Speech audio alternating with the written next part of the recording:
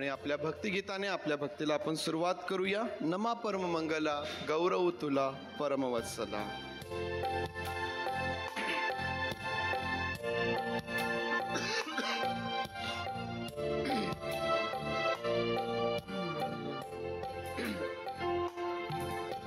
नमा परम मंगला गौरव तुला परम वत्सला.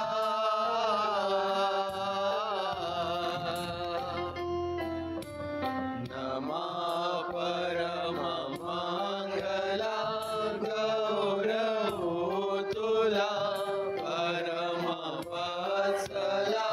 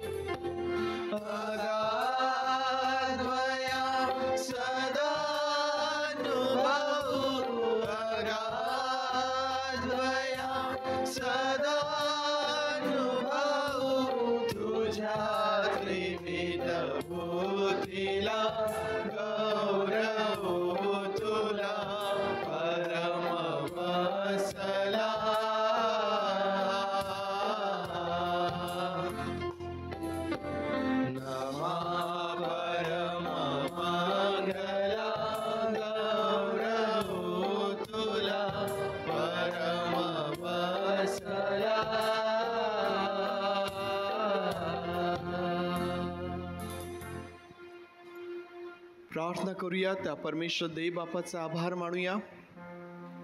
मागील आठवडाभर देव बापाने आपल्या प्रत्येकाचा सांभाळ केला, आपलं संरक्षण केलं, त्याने आपली काळजी घेतली, आपली प्रत्येक गरज त्याने पूर्ण केली, आरोग्य दिलं, आपल्या जाण्या येण्यामध्ये प्रत्येक गोष्टीमध्ये त्याने आपलं सहाय्य केलं, आशीर्वादित केलं. त्याबद्दल आभार मानूया. आभार मानूया आज विशेष करून या 135 वर्षांकरिता परमेश्वर देवाने या मंडळीचा सांभाळ केलेला आहे. आपल्या या कळपाचं संरक्षण त्याने केलेलं आहे. होय प्रभूचे, आज एक वार पुन्हा आम्ही सर्वजण प्रभू तुझे आभार मानित, तुझ्या नावाला धन्यवाद देत आम्ही तुझ्या समोर येत आहोत. प्रभू देव बापा, या मागील 135 वर्षांकरिता आम्ही तुझी स्तुती करतो, तुझ्या नावाला धन्यवाद देतो. प्रभू देव बापा, तुझ्या सर्व उपकारांसाठी, तुझ्या सर्व पुरवठ्यासाठी, तुझ्या प्रेमासाठी प्रभू, तुझ्या संरक्षणासाठी, सर्व आशीर्वादांसाठी आम्ही तुझे मनापासून आभार मानतो. होय पवित्र देव बापा, ज्या प्रकारे तुझा सेवक म्हणतो की त्याचे सर्व उपकार विसरू नकोस, आज देव बापा आम्ही तुझ्या उपकारांचं स्मरण करीत तुझ्या समोर येतो देव बापा आणि तुझे आभार मानतो, तुझ्या नावाला धन्यवाद देतो, तुझी स्तुती करतो, तुला गौरव, तुला सन्मान आणि तुला सर्व प्रशंसा देतो. प्रभू देव बापा, आज आम्ही तुझ्या समक्षतेमध्ये येत असताना पुन्हा आमची प्रार्थना आहे प्रभू, आम्हा प्रत्येकावरती तू दया कर, आमच्या अपराधांची आम्हास क्षमा कर प्रभू, आम्हास धू शुद्ध कर आणि तुला हवी तशी भक्ती करण्यासाठी, आराधना करण्यासाठी, आत्म्याने आणि खरेपणाने परमेश्वर देव बापा तुझी स्तुती करण्यासाठी तू आम्हा प्रत्येकाचा सहाय्य कर. आज आमची प्रार्थना आहे प्रभू, देव बापा ही जी विशेष भक्ती आहे आम्ही तुझ्या हातांमध्ये समर्पित करीत आहोत. आज या भक्ती मंदिरामध्ये असणाऱ्या प्रत्येकाला तू विशेष स्पर्श कर देव बापा. आमचे शारीरिक रोग प्रभू, आमचे आत्मिक रोग तू बरे कर माझ्या देव बापा. आणि तुझं मोठं काम तू आम्हा प्रत्येकाच्या जीवनामध्ये कर. होय पवित्र देव बापा, आज तुझ्या उपस्थितीमध्ये तू आम्हास आशीर्वादित कर, आनंदित कर, नवीन उत्तेजित उत्साहित तू आम्हास कर. आणि देव बापा, या पुढील वर्षाकरिता आम्हा प्रत्येकाला तू तयार कर प्रभूजी. होय प्रभू, आम्ही तुझे मनापासून आभार मानतो. देव बापा, आजची भक्ती आम्ही तुझ्या हातांमध्ये सोपवित आहोत. आम्ही आठवण करतो आमच्या त्या प्रियजनांची जे आज दुःखनाईत आहेत, आजारी आहेत, बिछाण्यावर आहेत प्रभू. अशा प्रत्येकावरही तू दया कर, त्या स्पर्श कर, आरोग्य तू दे प्रभू. आणि परमेश्वर देव बापा, तुझं गौरव तू करून घे. आज जो सर्व वेळ आम्ही या तुझ्या भक्ती मंदिरामध्ये असणार आहोत, आजच्या भक्तीतील प्रत्येक भाग प्रभू आम्ही तुझ्या हातांमध्ये सोपवितो. आणि प्रार्थना आमचा प्रभू येशू याच्या नावात मागतो म्हणून तू ऐक. आमेन आमेन. बसूया आपण सर्व. 135व्या वर्धापन दिनाच्या आपणा सर्वांना हार्दिक शुभेच्छा.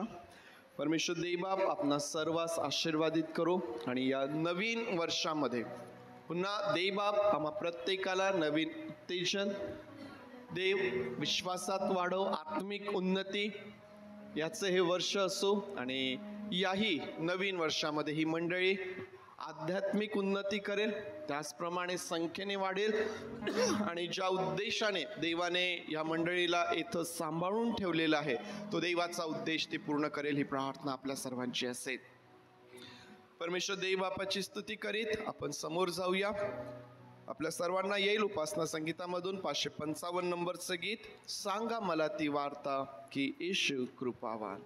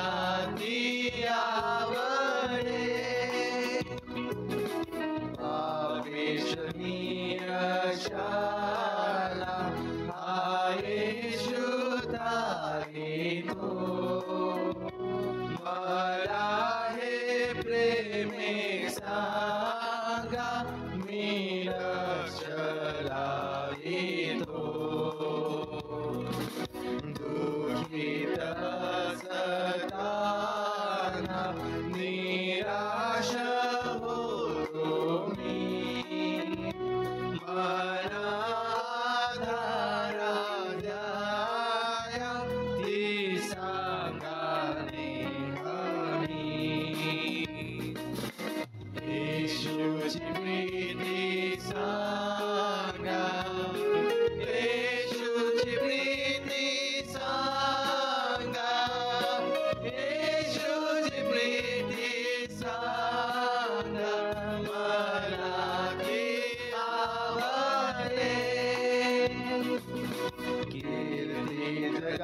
जगाची ही इष्ट दिसती तैसा येशू प्रीती ती तृप्ती करीती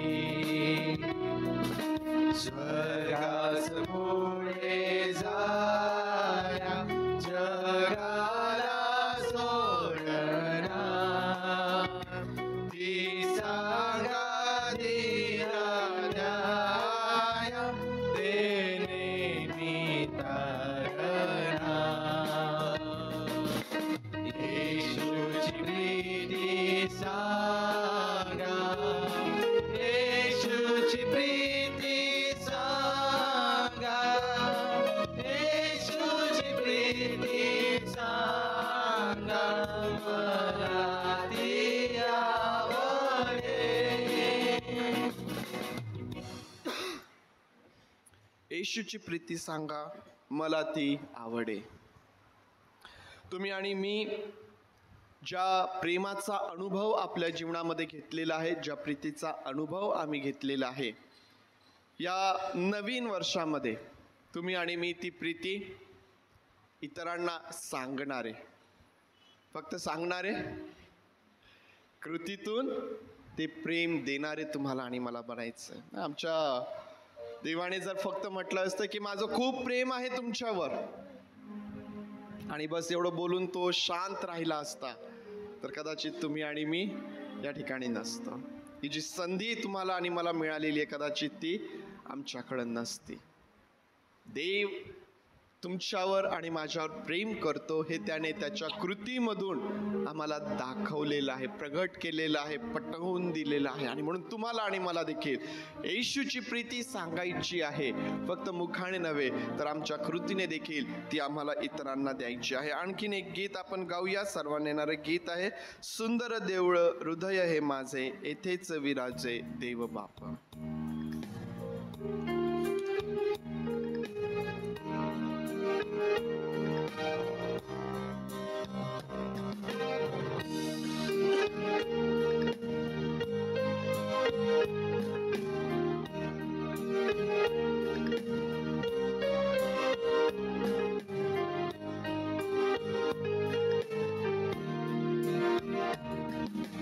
सुंदर देऊळ हृदय हे माझे, सुंदर देऊळ हृदय हे माझे येथेच विराजे देव बाप, येथेच विराजे देव बाप.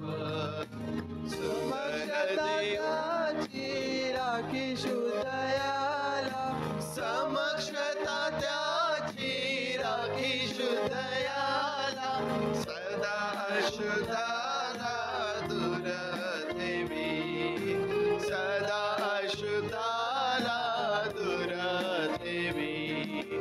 सुंदर देऊळ हृदय हे माझे, सुंदर देऊळ हृदय हे माझे येथेच विराजे देव बाप, येथेच विराजे देव बाप.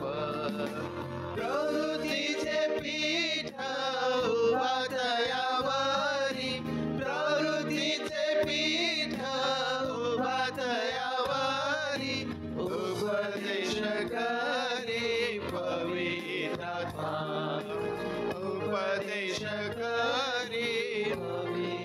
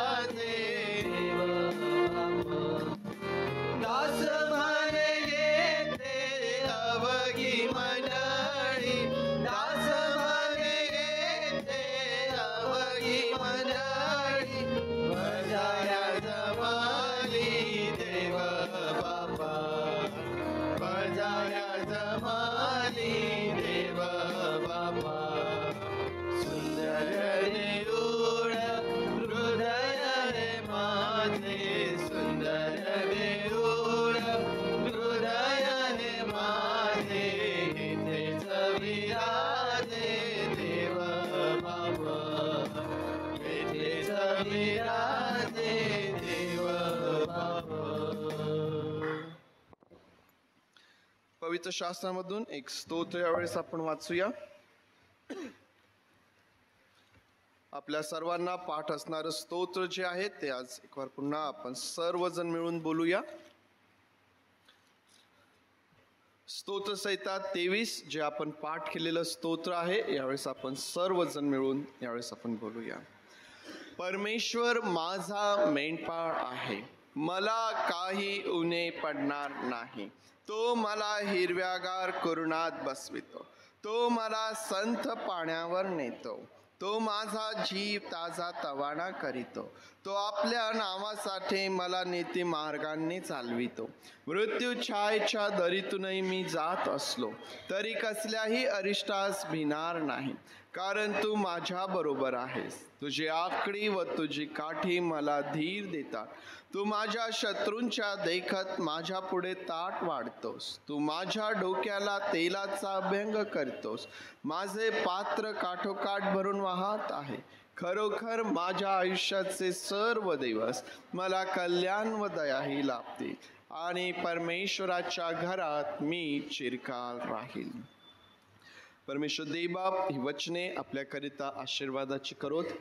परमेश्वर माझा मेंढपाळ आहे आणि मला काही उणे पडणार नाही. मागील 135 वर्ष देवाने या कळपाचा सांभाळ केलेला आहे, ह्या कळपाचं संरक्षण केलेलं आहे आणि परमेश्वर या कळपाचा पुरवठा झालेला आहे. आणि त्यामुळे आम्ही पाहतो की परमेश्वराने या मंडळीला सर्वस्वाने चहूबाजूने आशीर्वादित केलेलं आहे आणि परमेश्वर देव या मंडळीच्या द्वारे तुमचं आपल्या स्वतःचं गौरव तो करून घेत आहे. फार महत्त्वाचं आहे की तो आपल्या नावासाठी मला नीती मार्गाने चालवितो. आमच्यासाठी फार महत्त्वाचं आहे.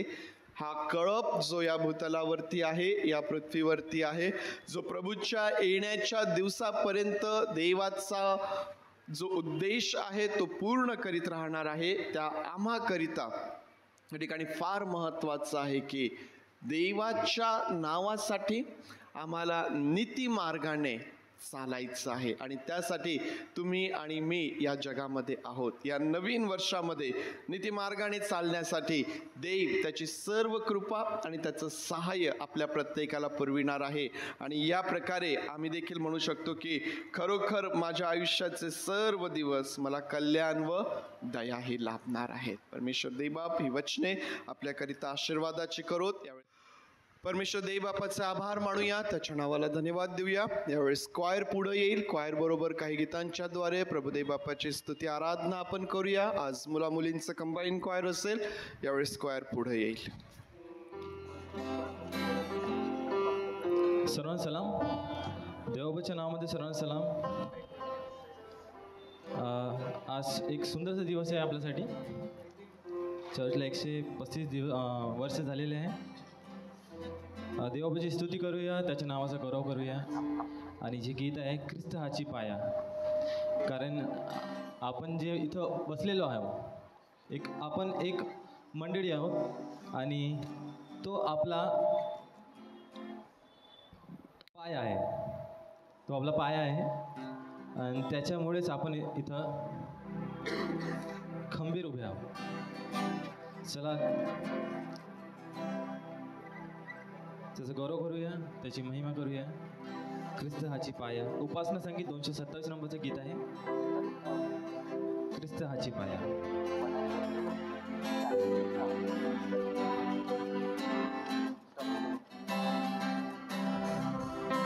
ख्रिस्त हाची पाया आशेचा खंबीर, माझा भाव स्थिर ख्रिस्तावरी, माझा भाव स्थिर ख्रिस्ता.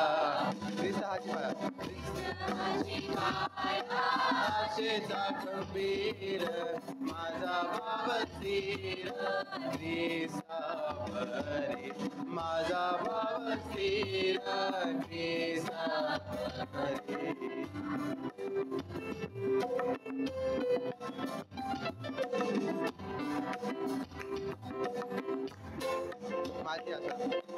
माझी आशा मात्र ख्रिस्त पुण्यावरी, माझी आशा मात्र ख्रिस्त पुण्यावरी.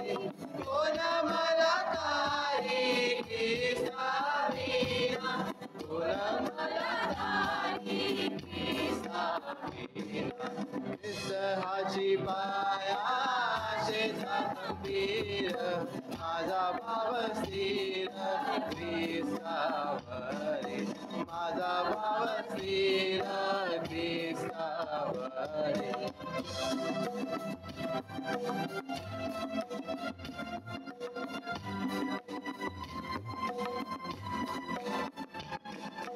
हरिष्ट प्रलयी ख्रिस्त हा आढळ हरिष्ट प्रलयी ख्रिस्त हा आढळ नांगराचा बळ तोची धारा नांगराचा बळ तोची धारा ख्रिस्त हाची माया शेचा गंभीर माझा भाव स्थिर ख्रिस्तावरी माझा भाव स्थिर ख्रिस्तावरी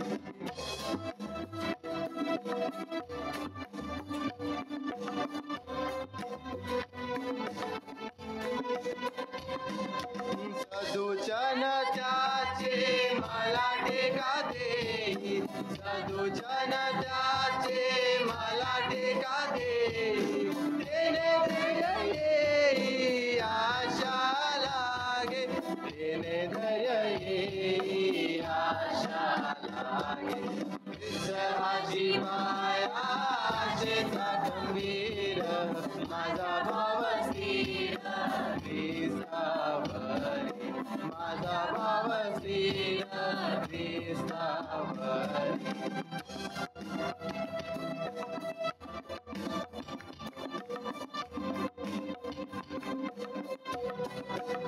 ख्रिस्त पुन्हा येई न्याय ठरवाया ख्रिस्त पुन्हा येई न्याय ठरवाया देवा मी भेटाया सिद्ध व्हावे देवा मी भेटाया सिद्ध व्हावे ख्रिस्त हाची पाया शेचा गंभीर माझा भाव स्थिर ख्रिस्तावरी माझा भाव स्थिर ख्रिस्तावरी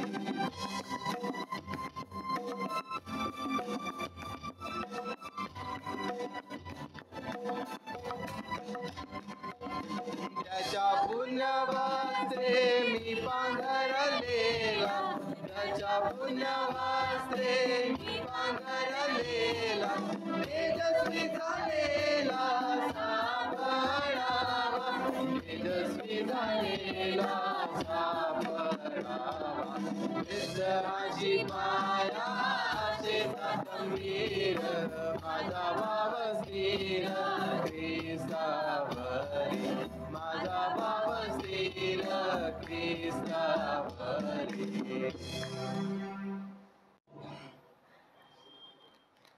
देवाची स्तुती आणखी करूया आणि सर्वांना येणारं असं गीत आहे आनंदे वाजवा टाळी चला जाऊ ख्रिस्ताजवळ सर्वांना असं येणारं असं गीत आहे टाळ्या वाजवून त्याचा जय जयकार करूया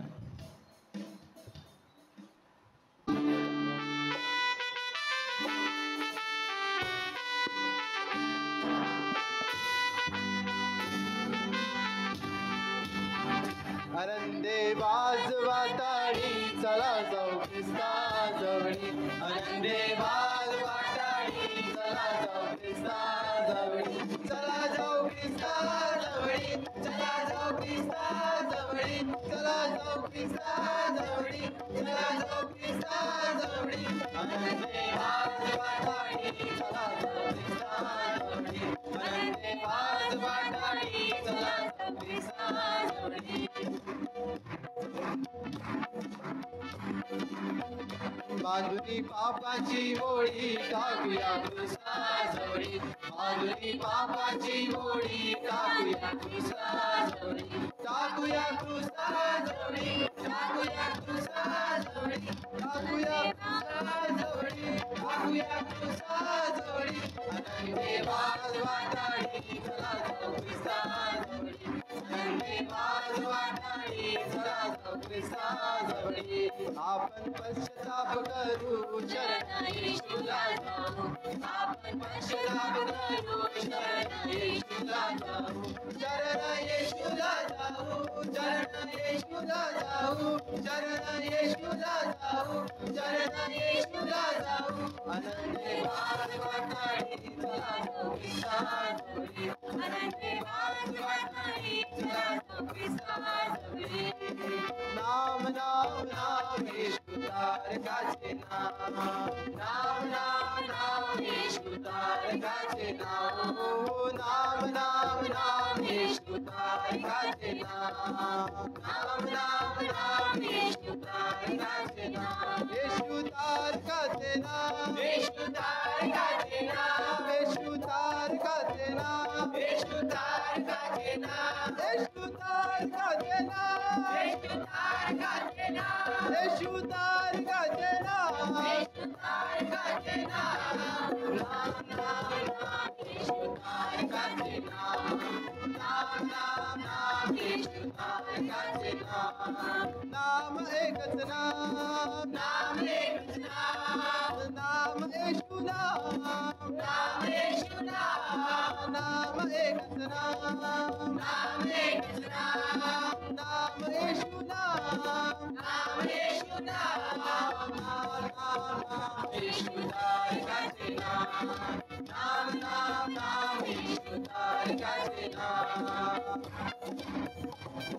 नाम प्रिय नाम नाम प्रिय नाम नाम गोड नाम नाम गोड नाम नाम प्रिय नाम नाम प्रिय नाम नाम गोड नाम नाम गोड नाम नाम नाम नाम येशू तारकाचे नाम नाम नाम नाम येशू तारकाचे नाम आनंदे वाजवाताडी चला जाऊ ख्रिस्ताजवळी आनंदे वाजवाताडी चला जाऊ चला जाऊ ख्रिस्ताजवळी चला जाऊ ख्रिस्ताजवळी चला जाऊ ख्रिस्ताजवळी आनंदे वाजवाताडी चला जाऊ ख्रिस्ताजवळी आनंदे वाजवाताडी चला जाऊ ख्रिस्ताजवळी चला जाऊ ख्रिस्ताजवळी चला जाऊ ख्रिस्ताजवळी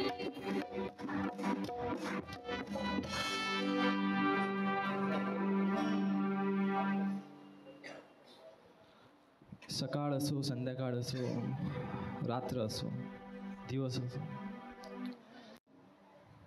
प्रत्येक क्षणी देवाचा आपण जय जयकार केला पाहिजे.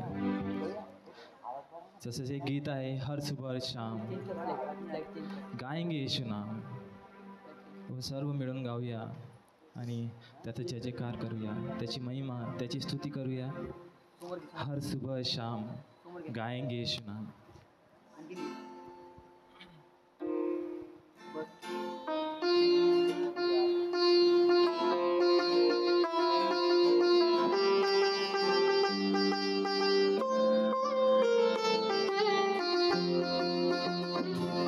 मेरी आंखों में मेरी सांसों में मेरे होठों पे मेरी बातों पे इस दिल की हर धड़कन में तू. मेरी आंखों में मेरी सांसों में मेरे होठों पे मेरी बातों पे इस दिल की हर धड़कन में तू. हर सुबह हर शाम येशू नाम. हर सुबह हर शाम गाएंगे येशू नाम.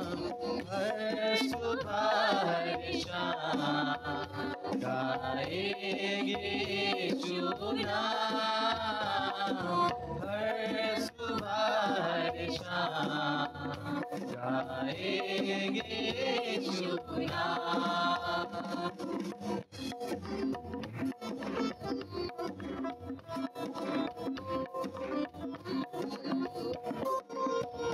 तुझे छोड़ कर जाऊंगा तू है तो मैं हूँ यहाँ.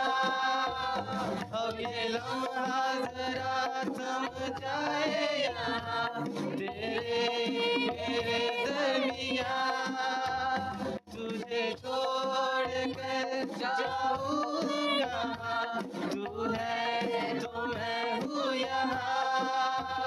अब ये लम्हा जरा सब जाए यहाँ तेरे मेरे दरमियाँ, हर सुबह हर शाम गाएंगे जो नाम, हर सुबह हर शाम गाएंगे जो नाम।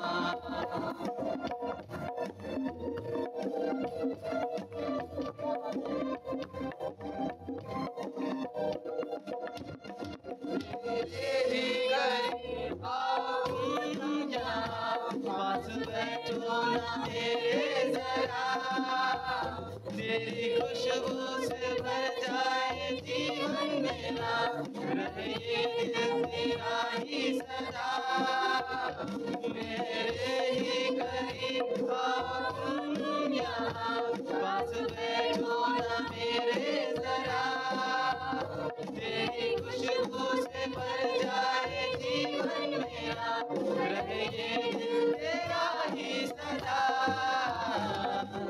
हर सुबह हर शाम गाएंगे जो नाम, हर सुबह हर शाम गाएंगे जो नाम, हर सुबह हर शाम गाएंगे जो नाम, हर सुबह हर शाम गाएंगे जो नाम।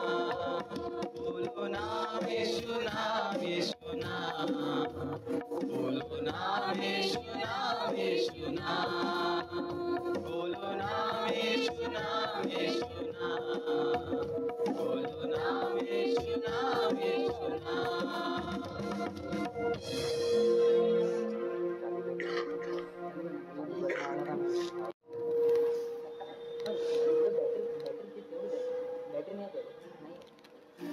आपण सर्वजण उभे राहूया आणि एक नवीन गीत आहे, आनंद ही आनंद है, मेरे यीशु के चरणों में।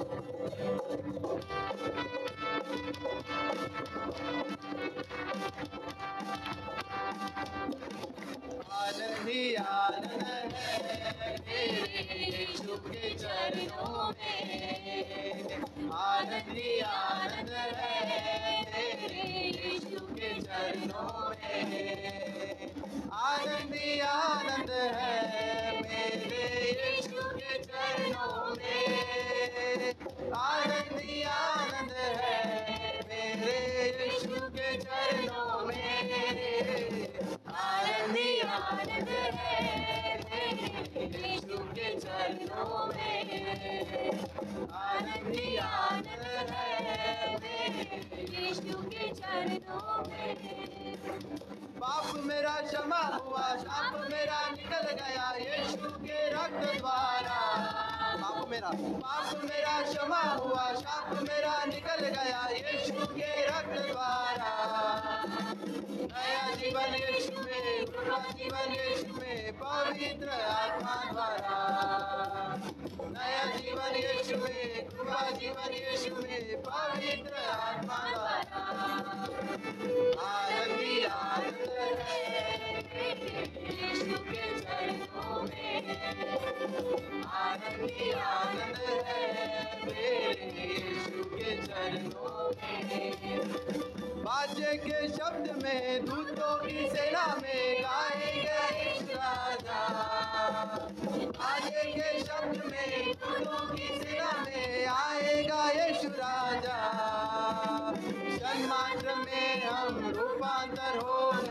महिमा में जाएंगे, क्षण मात्र में हम रूपांतर हो महिमा में जाएंगे। आनंद ही आनंद है मेरे यीशु के चरणों में, आनंद ही आनंद है मेरे यीशु के चरणों में। सर्वशक्ति यीशु विजय का दाता, जय देने वाला है। सर्वशक्ति यीशु विजय का दाता, जय देने वाला है। एक कंठ से हम होशाना गाकर सबको बताएंगे, एक कंठ से हम होशाना गाकर सबको बताएंगे। अपन सर्वजन गाओ। आनंद ही आनंद है मेरे यीशु के चरणों में, आनंद ही आनंद है मेरे यीशु के चरणों में।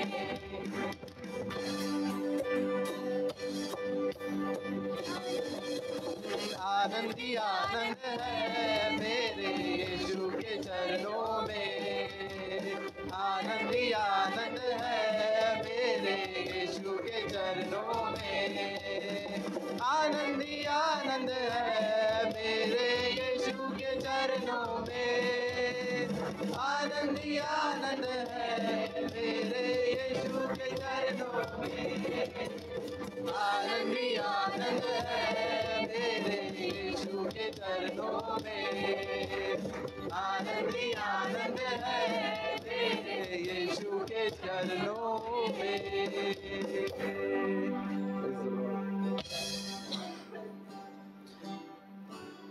उभे असताना आपण प्रार्थनेत जाऊया. आणि तू मेरा शरणस्थान, तू मेरा गड है. आपल्या अंतकरणाने आपण गाऊया आणि त्याची स्तुती आपल्या पूर्ण मनाने आपण करू.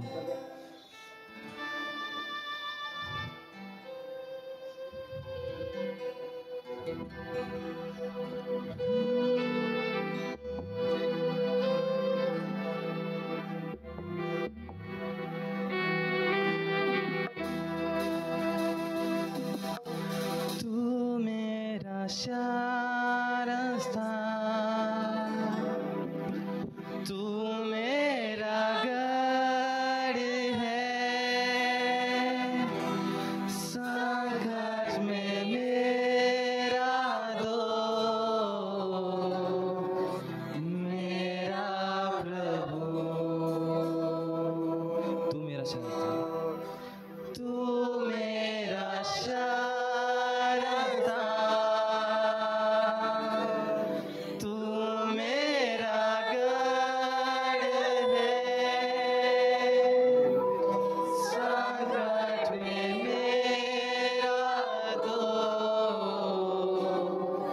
मेरा प्रभु.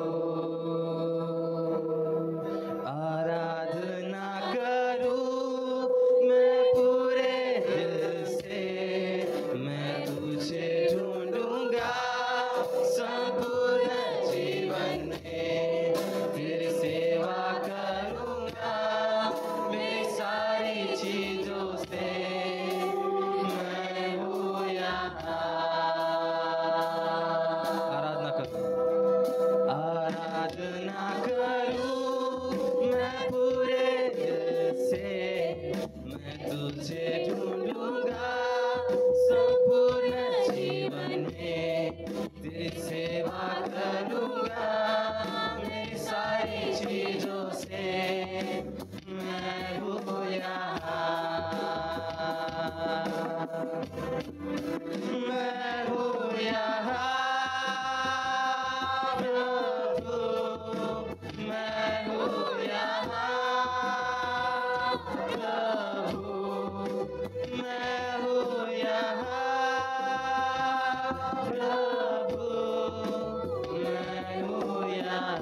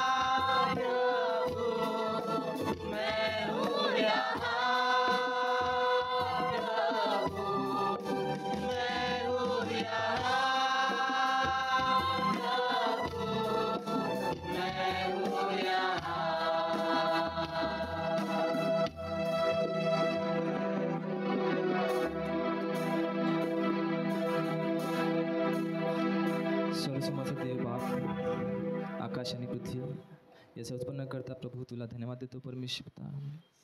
आजच्या या सुंदरशा दिवशी परमेश्वर पिता आम्ही सगळेजण परमेश्वर पिता तुझ्याजवळ येतो परमेश्वर पिता. आम्हाला तू परमेश्वर पिता तुझा उद्धार दे परमेश्वर पिता, तुझी चंगाई दे परमेश्वर पिता, कारण की परमेश्वर पिता आम्हाला त्याची खूप गरज आहे परमेश्वर पिता. आम्ही भटकलेलो आहो परमेश्वर पिता, अनेक वेळा तू आम्हाला त्या खाईमधून परमेश्वर पिता तू वाचवलेला परमेश्वर पिता. आताही तू परमेश्वर पिता आम्हाला तू वाचवणार आहे परमेश्वर पिता.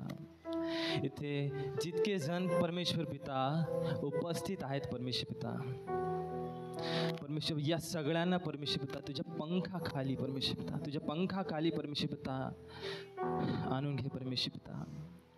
परमेश्वर पिता सगळ्यांना आशीर्वाद दे आणि प्रत्येक क्षणी परमेश्वर पिता आम्ही प्रत्येक क्षणी तुझी आणि फक्त तुझी उपकार स्तुती, तुझा वचन, तुझी महिमा आम्ही करावी परमेश्वर पिता.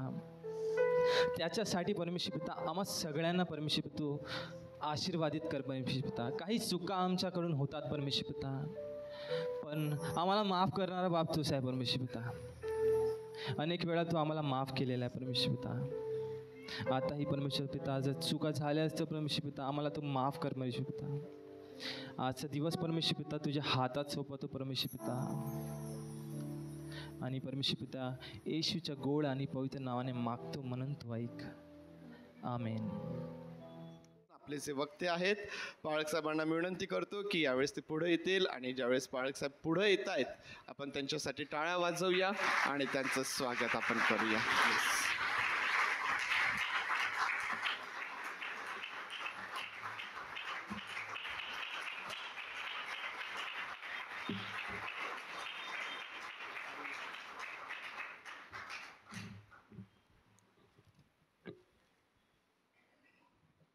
तुमच्या 135व्या वर्धमान निमित्ताने खरंच तुम्हा सर्वांसोबत पुन्हा जिवंत देवाचे भक्ती आणि स्तुती करण्याचे क्षण लाभले. देवाचे उपकार मानतो. खरंच 135 वर्ष अनगिनित असे आशीर्वाद या मंडळीला लाभलेले आहेत, ज्याची आपण मोजणी करू शकत नाही, कल्पना करू शकत नाही. त्याचे उपकार मानायला बसलो तर मला वाटतं दिवस आणि रात्र कमी पडतील, इतके आशीर्वाद देवाने दिलेले आहेत. आणि बरेचदा इतके आशीर्वाद मिळाल्यावर आम्ही बरेचदा विचार करतो की आता भरपूर झाले बुवा.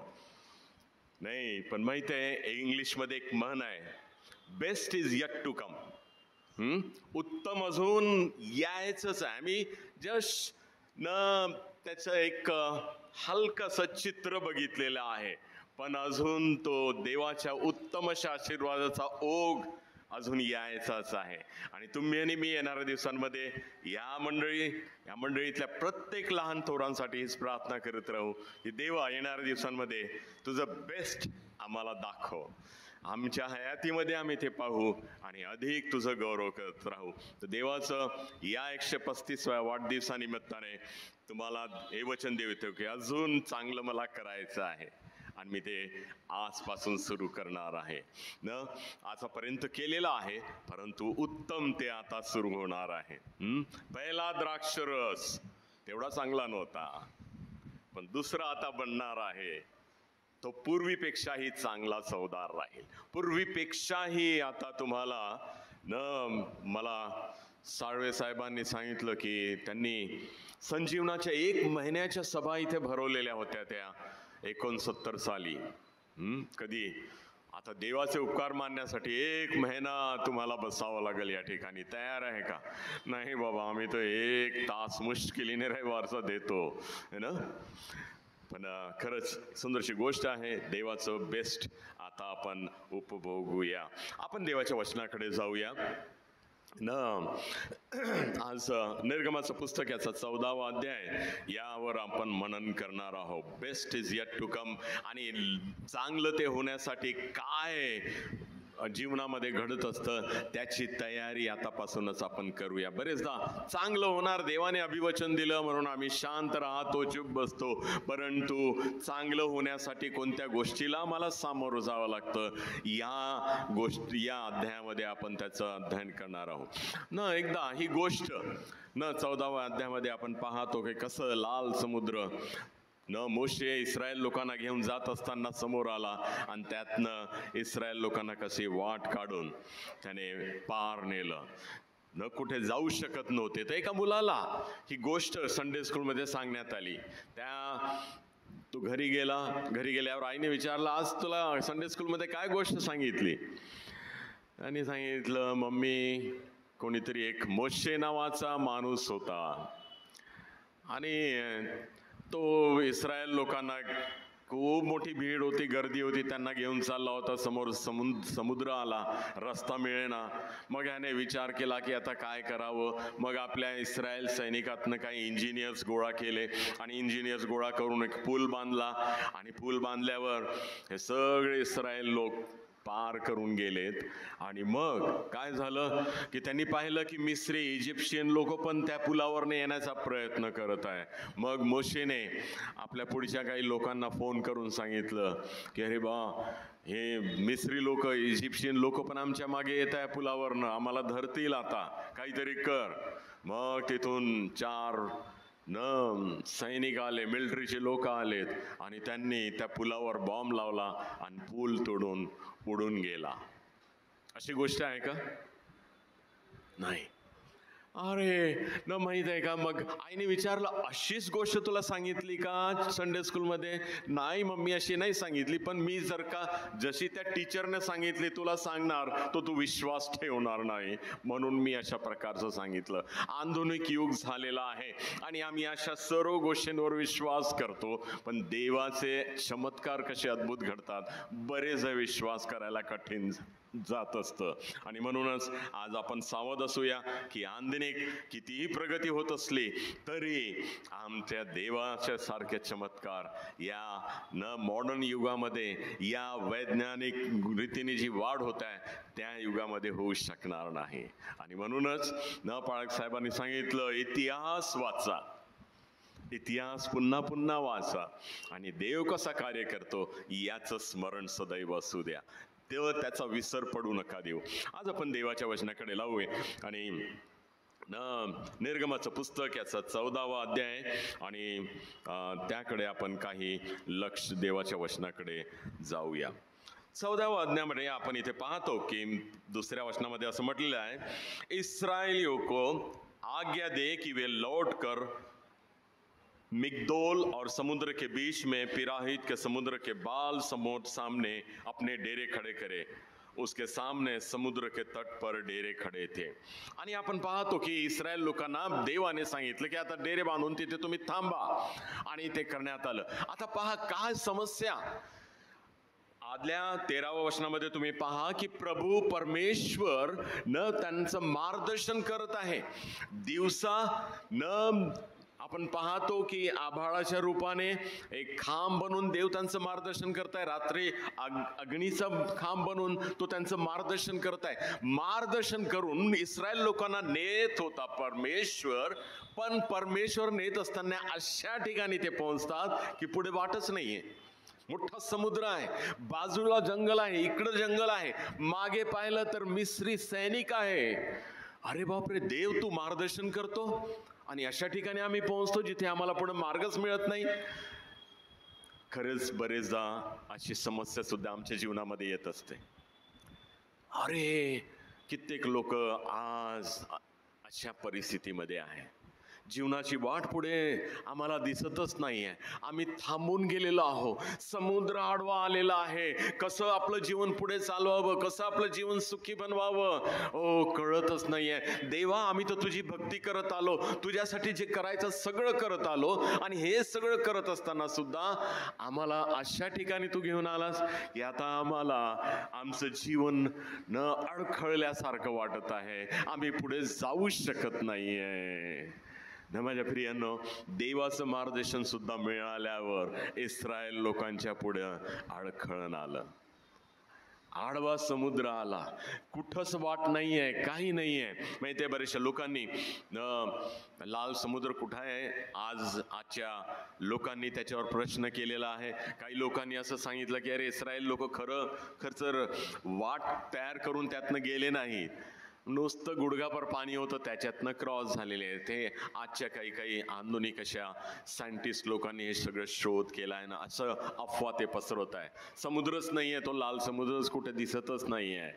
आणि न आपण पाहतो, परंतु देवाचा त्या ठिकाणी मोठा अद्भुत असा चमत्कार झाला. मग आपण पाहतो न, हे सगळं समस्या निर्माण झाल्यावर परमेश्वर मोशेला सांगतो 3ऱ्या वचनामध्ये न, इस्रायल लोकांविषयी आता हा काय विचार करतो. कोणाकडे माईक असेल तर पुन्हा देऊन द्याल का कोणाला माईक मराठीमध्ये वाचायला. आणि मला वाटतं वाचशील का बाबा, नाहीतर तुमच्यापेक्षा फास्ट आमच्या ताई लोक खूप फास्ट आहेत, लवकर बायबल उघडून वाचतात, तर कोणीतरी देऊन द्या आमच्या बहिणींना कोणाला तरी. ठीक आहे, जे वाचेल. तर 3रं वचन वाचून घ्या. मग फारो इस्रायल लोकांसंबंधाने म्हणेल की ते देशात गोंधळले आहेत, त्यांचा रानात कोंडमारा झाला आहे. फारो आता पहा, त्यांनी पाहिलं की इस्रायल लोकांना आता ते जाऊन डेरे लावून बसलेले आहेत समुद्राच्या काठी. आता त्यांना रस्ताच नाहीये, आणि तो म्हणतो की आता ते गोंधळलेले आहे. ते आता गोंधळलेले आहेत, आता त्यांना पुढे मार्गच नाहीये. तुम्ही आणि मी सुद्धा बरेच अशा परिस्थितीमध्ये गोंधळून जातो. गोंधळलेले आहे, आता परिस्थिती मती वाईट आहे. तुमच्या जीवनामध्ये असे काही अडखळणं आले, तुम्ही कोणतं पाऊल उचलता? गोंधळून जाता. बरेचशा कुटुंबामध्ये कधी फोन येतो, कधी तरुण पोरगा येऊन सांगतो, अरे माझ्या मम्मीचं माझ्या पप्पांचं भांडण होतं, काय झालं, ही समस्या झाली, फी भरायला पैसा नाही, हे करायला न अडखळ निर्माण झालं, आजार झाला, हे झालं ते झालं. बरेचसे मुलीचं प्रकरण कुठे झालेलं आहे, लग्न कसं करावं, विधर्मी आहे, समस्या निर्माण झालेल्या आहेत. पुढं जायचा मार्गच मिळत नाहीये. हो, गोंधळून जातात कुटुंब, आणि मग आपसात भांडणं, आपसात अशांतता, कुटुंबामध्ये मोठं विचित्र असं वातावरण, निराशमय वातावरण निर्माण होऊन जातं, आणि पुढं जाण्याची इच्छाच होत नाही. माझ्या प्रियांनो, अशा परिस्थितीमध्ये तुम्ही जात असाल तर खरंच घरी गेल्यावर सुद्धा हा अध्याय खूप वाचा. खूप सुंदर देवाचा आशीर्वाद तुम्हाला मिळेल. आज 135वा या वाढदिवसानिमित्तानं तुम्हाला वाटलं असेल की एवढ्या दिवस चालवलं, आता पुढेही चालवल, पण चालवतानाच लाल समुद्र पुढं आलेला आहे तुमच्या मंडळीच्या, हे लक्षात असू द्या. अहो, देव तू मार्गदर्शन करते, इथपर्यंत चालवत आला तरी का आलेला आहे, कारण की देव न आपलं गौरव, परमेश्वर आपलं गौरव प्रगट करण्याच्या दृष्टिकोनातनं हे झालेलं आहे. 4थं वचन वाचा. मी फारोचे मन कठीण करीन आणि तो त्यांचा पाठलाग करीन. ह्या प्रकारे फारो व त्याची सर्व सेना ह्याच्या पराभवाकडून मला गौरव मिळेल. बरेचदा समस्या हे तुम्हाला आणि मला दुःखित करण्यासाठी नव्हे, निराश करण्यासाठी नव्हे, परंतु देवाचं गौरव होण्यासाठी तुमच्या माझ्या जीवनामध्ये येत असतात. समस्या आम्हाला आवडत नाही, अडखळणं आम्हाला आवडत नाही, परंतु त्याद्वारे सुद्धा देव आपलं गौरव करून घेत असतो. आणि बरेचदा आम्ही ही गोष्ट विसरतो, गोंधळामध्ये विसरून जातो, परंतु खरंच देवाचं गौरव होण्यासाठी तुमच्या जीवनामध्ये दुःख, कष्टमय असं प्रसंग आले, त्यावेळेस तुम्ही गोंधळून जाता, खूप दुःखित होता, निराश होऊन जाता, की याद्वारे सुद्धा देव आपलं गौरव करणारा, आपला महिमा करणार आहे, हा विश्वास आपल्या मनामध्ये बाळगता. खरंच या ठिकाणी परमेश्वर म्हणत आहे की मी या राजावर, या फारो राजावर आपलं गौरव प्रगट करीन, त्याच्यावर आणि त्याच्या सैनिकांवर. आपण पाहतो की कशा प्रकारे 10 त्यांच्यावर पीडा पाठवण्यात आल्या, तरी हा सुधारलेला नव्हता, हा कठोर मनाचा मनुष्य, आणि हा मानत नव्हता की देव काहीतरी करल. आपण पाहतो किती सुंदरशा रीतीने प्रत्येक ठिकाणी देवाने ज्यावेळेस या यातना त्यांच्यावर पाठवल्या, त्यावेळेस आपल्या लोकांना, इस्रायल लोकांना सुरक्षित ठेवलं. त्यांना सुरक्षित ठेवणं, त्या कोणत्याच यातनेची झळ इस्रायल लोकांना लागली नाही, परंतु त्यांच्याच मध्ये मिस्री लोक राहत होते, त्यांना त्याचा त्रास दिला. लाखो लोक मरण पावले त्या ठिकाणी. आपण पाहतो की देवाने आपल्या लोकांना सुरक्षित ठेवलं. एवढं सगळं पाहून सुद्धा फारो राजाने आपले मन कठीण केले, परंतु देव म्हणाला की यावेळेस मी त्याच्यावर आपलं गौरव, त्याच्याद्वारे आपलं गौरव करून घेईन. मग आपण पाहतो पुढच्या वचनामध्ये बरेचदा अशा प्रकारचे कार्य देव करतो. त्यावेळेस 7व्या वचनाला कोणी वाचून घ्या. त्याने 600 निवडक रथ व मिस्रातले सर्व रथ त्यावरील सरदारासह बरोबर घेतले. त्याने 600 रथ आणि बरेचसे सरदार सोबत घेतले, आणि मग तो इस्रायल लोकांच्या मागे निघाला. आणि पुढं आपण 8व्या वचनात पाहतो की इस्रायल लोक त्यावेळेस देवाने त्यांना सोडवलं, आणि सोडवलं म्हणून मोठ्या बेखटके, हिंदीमध्ये बेखटके, 8व्या वचन वाचा बरं कोणी, मराठीत काय शब्द वाचलेला? परमेश्वराने मिस्राचा राजा फारो ह्याचे मन कठीण केले आणि तो इस्रायल लोकांच्या पाठीस लागला. इस्रायल लोक तर मोठ्या धैर्याने चालले होते. मोठ्या धैर्याने पुढे चाललेले होते, मोठ्या आनंदाने. आणि धैर्य या शब्दाचा अर्थ हिंदीमध्ये इथे टाकलेला आहे की ते आपला हात उंच करून देवाचं गौरव करत बेखटके चाललेले होते, मोठ्या ध्येयाने चाललेले होते. तुम्ही पाहिलं असेल बरेचदा रिंगणामध्ये बॉक्सर किंवा एखादा चॅम्पियन दाखवतात, जो आपल्या शत्रूवर विजय मिळवतो, मग तो काय करतो, हात दाखवतो, आपले मसल्स दाखवतो, मी जिंकलो आहे माझ्या शत्रूवर. आणि इस्रायल लोक सुद्धा अशाच प्रकारे चाललेले होते की आम्ही या फारो राजावर आणि मिस्री लोकांवर जयवंत झालेला आहोत, आणि ते मोठ्या आनंदाने देवाचं गौरव करत करत चाललेले होते, देवाचं स्तुती करत चाललेले होते. मग आपण पाहतो की इतक्या ओरडत ओरडत देवाचं गौरव करत आहे, परंतु अचानकच त्यांची परिस्थिती बदलते. 10वं वचन. फारो नजीक येऊन ठेपला. इस्रायल लोकांनी टेहाळणी करून पाहिले तर मिस्री लोक आपल्या पाठोपाठ येत आहेत असे त्यांना दिसले. आपण पाहतो की त्या ठिकाणी 10व्या वचनामध्ये सगळ्या लोकांनी, इस्रायल लोकांनी ज्यावेळेस पाहिलं की फारो राजाचं सैनिक त्यांच्या जवळ येत आहे, त्यांना धरण्यासाठी पुन्हा घाबरले. माहित आहे, थोड्या वेळ आधी आपण पाहतो की ते देवाचं गौरव करत चाललेले होते, बेखटके चाललेले होते, परंतु पुढं आपण वाचतो की 9व्या वचनामध्ये की गौरव करता करता आता आम्ही विजय मिळवलेला आहे, म्हणून 9व्या वचनातलं शेवटचं वाक्य कोणी वाचा, काय म्हटलं? तेव्हा त्यांना फार भीती वाटली, ते परमेश्वराचा धावा करू लागले. नाही, 14चं 9. मग फारोचे सर्व रथ स्वार ह्यासह मिस्री सैन्याने त्यांचा पाठलाग करून पी हरिरोथ नजीक व बाल सफोना समोर समुद्रतीरी त्यांनी तळ दिला होता, तेथे त्यांना गाठले. हो, जिथे तळ दिला होता. आणि ना हिंदीमध्ये लिहिलेलं आहे, उधर डेरे डालके पडे हुए थे. थोड्या वेळा आधी गौरव करत होते, परंतु पुढच्या क्षणी पडे हुए थे.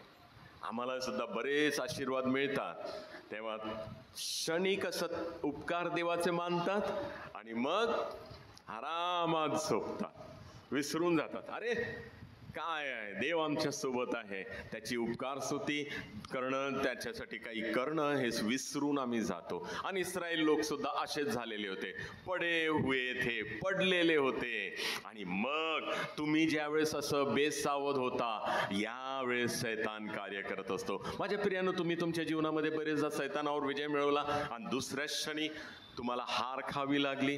कित्येक उदाहरण आपण या पवित्र शास्त्रामध्ये पाहतो. विजय मिळवला आणि दुसरंच पाऊल आमचं न हार खाणारं ठरलं, कारण की आम्ही आमच्या आत्मिक जीवनात, आमच्या ख्रिस्ती जीवनात कुठेतरी निष्काळजीपणा दाखवला, कुठेतरी आम्ही ढिलं झालं. काय होणार असा विचार करून बरेचशा तरुणांमध्ये सेवा करत असताना ना, आज मित्र संगती न खूप चांगले निर्णय घेतात, खूप चांगली सेवा करतात. एकदा एक मित्र बोलला, चल आज मूवी पाहायला जाऊ, आज इकडं जाऊ, इकडं थोडा वेळ घालवून येऊ. आणि मग तो व्यक्ती त्याच्या संगती गेला की मग इतकी त्याला आकर्षण वाटतं की 4 दिवस येत नाही. मी म्हणतो, मग 4 दिवसानंतर दिसला, अरे तू का नाही आला रे बाबा? अरे मी इकडं गेलो होतो.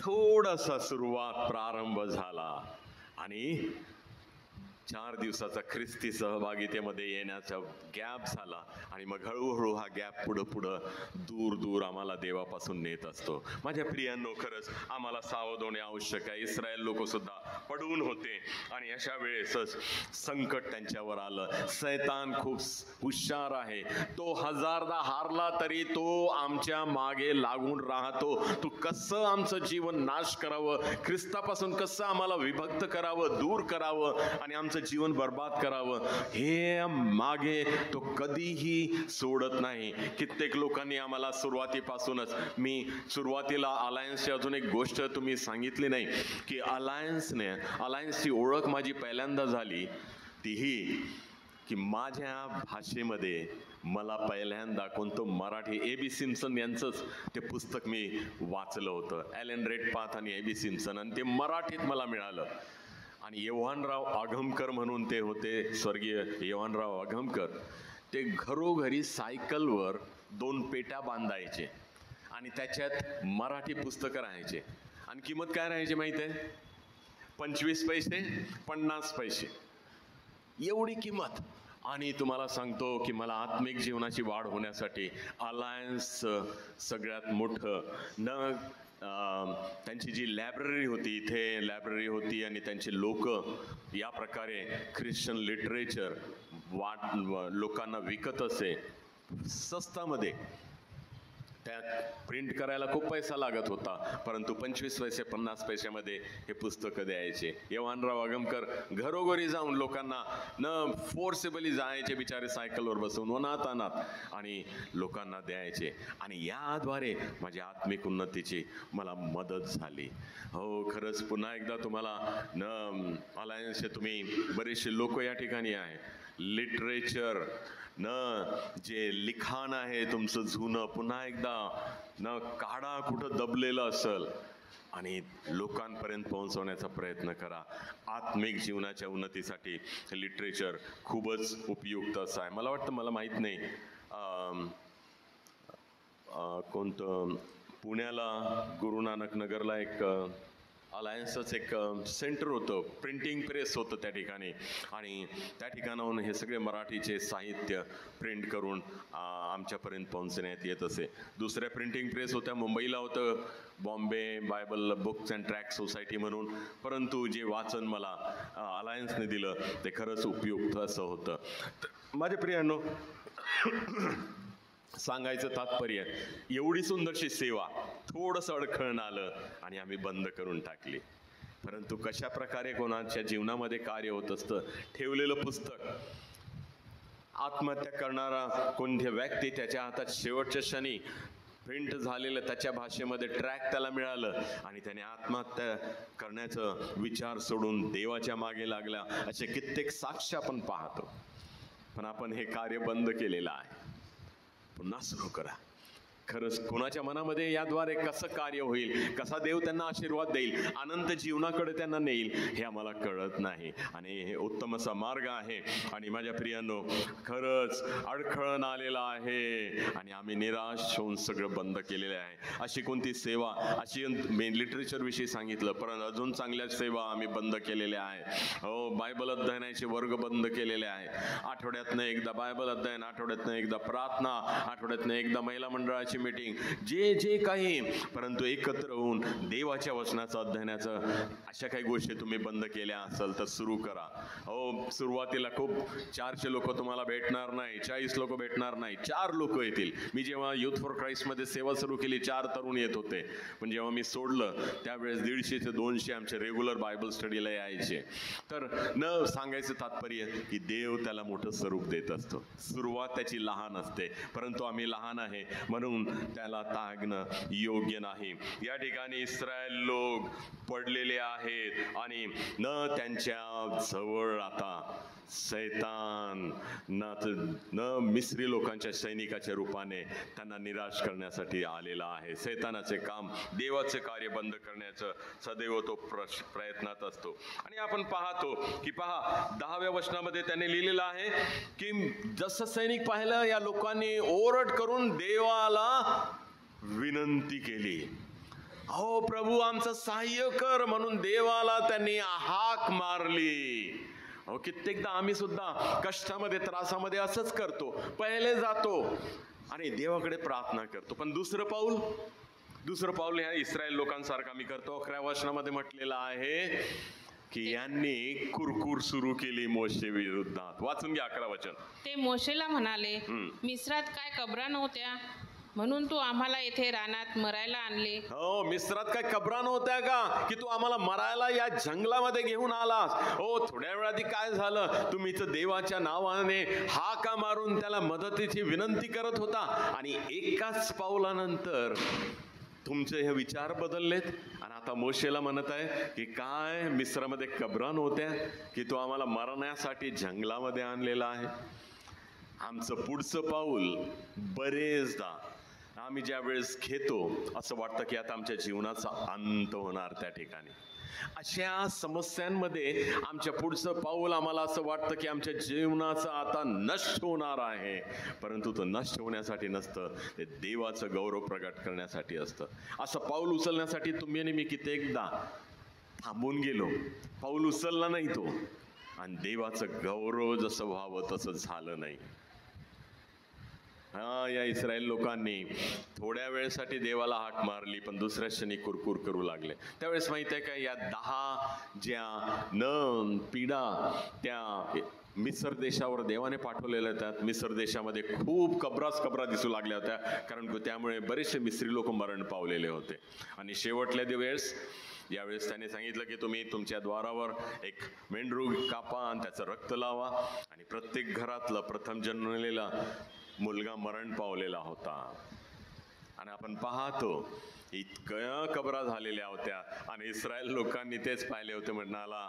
म्हणाले मोशेला की अरे काय मिसरामध्ये कबरा कमी होत्या की तू आम्हाला मरण्यासाठी या जंगलामध्ये घेऊन आलास? मग दुसरी गोष्ट काय म्हणतात, 12 वचन वाचा. आम्ही तुला मिस्रात नव्हतो का म्हणत की आम्ही आहोत ते ठीक आहोत? आम्हाला मिस्री लोकांची गुलामगिरी करीत राहू दे.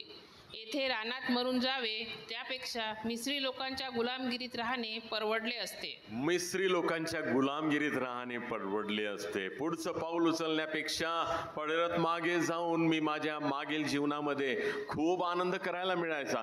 ख्रिस्तामध्ये जीवन जगू लागलं तर माझ्या जीवनावर रोज काही ना काही यातना येत आहेत, त्रास येत आहेत, दुःख येत आहे. त्याच्यापेक्षा माझं जुनं जीवन बरं होतं. बरेचदा आम्ही सुद्धा असाच विचार करतो. तरुणांमध्ये मंदिरामध्ये सेवा करत असताना मी पाहिलेलं आहे की क्षणाक्षणामध्ये तरुण लोक पुन्हा आपल्या मागील जीवनामध्ये वळत असतात, पुन्हा वाईट सवयींमध्ये जात असतात, पुन्हा त्याच गोष्टी आपल्या जीवनामध्ये स्वीकारतात. त्याच्यामध्ये एन्जॉयमेंट आहे. देवा, तुझ्याकडे आम्ही यासाठी आलो होतो की आमच्या जीवनामध्ये सुखच सुख राहावं, आनंद राहावा, निराशा येऊ नये, असफळता येऊ नये. परंतु आम्ही पाहत आहोत की पहा, समुद्र आला पुढं, आजूबाजूला जंगल आहे, कुठं जावं आम्ही? अशी परिस्थिती निर्माण झाली, अशी परिस्थिती निर्माण झाली. देवा, तुझ्या मागे चालण्यात काय अर्थ आहे? तू आमचं मार्गदर्शन करत होता, तरी आमच्यावर ही दशा आली. बरेचदा असा विचार करून आपण इस्रायल लोकांसारखं न मागील पापमय अशा जीवनाकडे वळत असतो. माझ्या प्रियांनो, तुमच्या जीवनामध्ये सुद्धा कधी असं झालं का? एखादं दुःख कष्ट आलं आणि तुम्ही सुद्धा असं पाऊल उचललं असेल तर देव तुम्हाला आज सांगत आहे की खरंच तुमचं पुढचं पाऊल देवाच्या गौरवासाठी आणि तुमच्या जीवनाच्या भल्यासाठी असेल. त्याच्यात कष्ट आहे, अंधार दिसत आहे, परंतु त्याच्यात सफळता आहे, तिथे मार्ग आहे. आणि मग आपण पाहतो 13व्या वचनात काय म्हटलेलं आहे? मोशे लोकांना म्हणाला, भिवू नका, स्थिर उभे राहा आणि परमेश्वर आज तुमचे जे तारण करील ते पहा. मोशे म्हणतो की भिवू नका, आज मी तुमचे जे तारण करीन ते पहा, भिवू नका. कारण ज्या मिस्री लोकांना तुम्ही आज पाहत आहात ते पुन्हा कधीही तुमच्या नजरेस पडणार नाही. ते तुम्हास कधीही पुढं पडणार नाही. आपण पाहतो की खरंच मिस्री लोक खूपच हट्टी लोक. एवढं काही झालं, अरे बापरे, देवाने तुम्हाला दिलेल्या प्रथम जन्मलेल्या पुत्राला मी मारलं की तुम्ही जिवंत राहावं म्हणून आई वडील, परंतु तुम्ही आपल्या हट्टाच्या मागे लागलेले आहे. प्रभू येशू ख्रिस्ताचं त्याग, प्रभू येशू ख्रिस्त तुमच्या आणि माझ्यासाठी आणि सर्व जगासाठी वधस्तंभावर मारला गेला. एवढा मोठा पुत्र परमेश्वराने आमच्यासाठी दिला, तरी आम्ही आई वडील मरणार आहोत का? आपण पुढे वाचतो, हे सर्व लोक मरण पावलेत. अरे, तुमच्यासाठी मी तुमचा एक पुत्र प्रथम जन्मलेला मारला होता, आता तरी तुम्ही सुधरून जायचं असतं. परंतु त्यांनी ती इच्छा सोडली नाही आणि ते ज्या गोष्टीसाठी त्यांनी निश्चय केला होता, पुन्हा इस्रायल लोकांना आपल्या गुलाम बनवावं, त्याच्या मागे ते जात गेले. आता मोठा विचित्र असा सल्ला देतो की भिवू नका. तुमच्या पुढे वाघ आला, खरंच तुम्ही खंबीरतेने मनाला प्रश्न करा, उभे राहाल का? भिवू नका, पळू नका, उभे राहा. आज येथे आला तर राहाल का? नाही ना? खरंच. आणि मोठा विचित्र असा सल्ला देत आहे, उभे राहा. परंतु अजून एक गोष्ट तो पुढे सांगत आहे, आणि तो हे की आज तुमच्यामध्ये देव जे चमत्कार करल ते पहा. डोळे बंद करून मिटून उभे राहा आणि देव काय करतो ते बघा. आणि मग आपण पाहतो की 14 वचन वाचा. परमेश्वर तुमच्यासाठी लढेल, तुम्ही शांत राहा. परमेश्वर तुमच्यासाठी लढल, तुम्ही शांत राहा. त्या वाघासोबत तुम्ही शांत राहा. परमेश्वर कसा येईल मला माहित नाही, परंतु तो त्याच्याशी लढल आणि मला सुरक्षित ठेवल. माझ्या प्रियानो, किती सुंदरशी गोष्ट आहे. सैतानासोबत सुद्धा तो माझ्या संगती, माझं जीवनाचा नाश करण्यासाठी येणार आहे. आणि मी काय करणार? एक सुंदरशा लहान मुलीचं उत्तर ती म्हणते की आज समजा तिला प्रश्न केला की सैतान तुझ्या घराच्या दारावर आला आणि तो दार खडखडत आहे आणि तो म्हणल की तू आता दार उघडतो, तू काय करणार? ती मुलगी काय म्हणते माहित आहे? मी दार उघडणार नाही. प्रभू येशू ख्रिस्ताला सांगेन की प्रभू येशू ख्रिस्ता तू जा आणि तू दार उघड, तू जा आणि तू दार उघड. तुम्ही सुद्धा ना तुमच्या जीवनामध्ये असे प्रसंग येतात, प्रभू येशू ख्रिस्त आता तू सामोरे जा. माझ्या जीवनामध्ये अशा समस्या निर्माण होत आहे, तू सामोरे जा, मी शांत राहीन. आणि हे देवाचं वचन आहे, हे कोणत्या मनुष्याचं नव्हे, जो आपला वचनाचा अगदी पक्का आहे, खराखुरा आहे, अंश मात्र नाही त्याच्या वचनामध्ये कुठे खोटारडेपणा नाहीये. आणि तो तुम्हाला म्हणत आहे तुम्ही शांत राहा आणि बघा मी तुमच्यासाठी काय करतो. आणि तो तुमच्यासाठी युद्ध करल, तो तुमच्यासाठी लढल. आणि मग आपण पाहतो की सगळं सांगितल्यावर 15 वचनामध्ये काय होतं? मग परमेश्वर मोशेला म्हणाला, माझा धावा करीत काय बसलास? इस्रायल लोकांना सांग की पुढे चला. माझा धावा करत काय बसलेला आहे? इस्रायल लोकांना सांग की पुढे चला. बरेच ज्यावेळेस आम्हाला काही कृती करायची असते ना, आम्ही मोशेसारखं प्रार्थना करत बसतो. मोशे इथे परमेश्वराचा धावा करत बसलेला आहे. अरे आता धावा करायची वेळ नाहीये, आता काहीतरी करण्याची वेळ आहे. तुझ्या हातामध्ये मी ते सामर्थ्य दिलेलं आहे, ती काठी दिलेली आहे की जिथे मारल तिथे चमत्कार घडून येत असतात. ते तुझ्यामध्ये आहे, ती योग्यता तुझ्यामध्ये आहे. त्याचा वापर कर आणि मार्ग तयार होईल. पण मोशे या ठिकाणी ते करण्याच्या ऐवजी शांततेने पडून प्रार्थना करत आहे. नाही, तुला प्रार्थना करायची नाही, यावेळेस तुला चमत्कार घडवून आणायचा आहे. माझ्या प्रियांनो, आज तुम्ही थोड्या वेळ विचार करा. आमच्याकडं आमच्या मंडळांमध्ये, आमच्या लोकांमध्ये किती धनसंपत्ती आहे, किती प्रॉपर्टी आहे आज आमच्या मिशन संस्थांमध्ये. त्याचा वापर काय होत आहे? काय वापर करत आहे? हा मी प्रार्थना करत आहोत. अरे प्रार्थना करायचं नाही, आता वापर करायचा आहे की देवाचं गौरव प्रगट व्हावं म्हणून. आणि बरेचदा तुम्ही आणि मी असाच प्रयत्न करत असतो. तुम्हाला देवाने दिलेला आहे, योग्यता दिलेली आहे, तुमच्यामध्ये बरंचसं काही दिलेलं आहे, त्याचा वापर करा. मी माझ्या एक मित्राचं शेत आहे आणि त्या शेतामध्ये जात असतो. बरेचदा त्याला काही मार्गदर्शन हवं असतं म्हणून मी थोडं त्याला सांगायला जात असतो. आणि ज्यावेळेस मी आता मागील या पावसाळ्यामध्ये गेलो तर त्याने तारेचं कंपाऊंड लावलेलं आहे, कुलूप असतं दाराला, आणि हा चौकीदार तिथे येतो आणि ते दाराचं कुलूप उघडतो. या पावसाळ्याच्या दिवसांमध्ये तो आला 2-3दा. तर मी त्याला म्हटलं की अरे तू काठी घेऊन का हेडतो? तर तो म्हणाला, इथे खूप साप आहे दादा, आणि म्हणून मी नेहमी काठी घेऊन फिरत असतो. मग मी थोड्या वेळाने त्याला विचारलं, एखादा साप मारला का तू? म्हणजे नाही, मारला तर नाही अजूनपर्यंत, पण मी काठी घेऊन फिरत असतो. मग बाजूला काही बाया स्त्रिया होत्या, त्या गवत कापत होत्या. काही क्षेत्रामध्ये गवत वाढलेलं होतं. मग मी त्यांना विचारलं, अरे तुम्हाला भीती वाटत नाही का? हा माणूस तर साप आहे म्हणून काठी घेऊन हिंडतो, परंतु तुम्ही तो ह्या गवतामध्ये बसून गवत कापत आहे, तुम्हाला साप दिसत नाही का? दिसतो. म्हटलं काय करता तुम्ही? मोठा राहिला तर दगडाने मारतो, म्हणजे लहान राहिला तर विळा आमच्या हातात राहतो, त्याच्यानेच मारून देतो. अरे या बायांच्या हातामध्ये साप मारायचं शस्त्र नाहीये, ती काठी नाहीये, विळा आहे लहानसा, पण मारतात. परंतु या माणसाला साप मारायसाठी काठी दिलेली आहे चांगली, त्याने अजूनही एक साप मारलेला नव्हता. माझ्या प्रियांनो, खरंच या उदाहरणाद्वारे तुम्हाला कळतं का देवाने तुम्हाला काय काय दानं दिलेले आहेत, तुमच्या हातामध्ये काय सामर्थ्य दिलेलं आहे, आणि देवाच्या राज्याच्या वाढीसाठी तुम्ही त्याचा किती वापर केलेला आहे? की जस्ट पडून आहे, जस असंच आहे.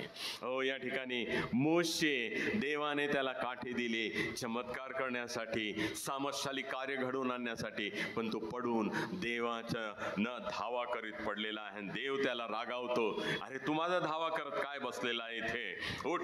आणि मग आपण पाहतो की काय होतं. 16 वचन, तू आपली काठी उचलून आपला हात समुद्रावर उगार व त्याचे 2 भाग कर, म्हणजे इस्रायल लोक भर समुद्रातून कोरड्या भूमीवर चालतील.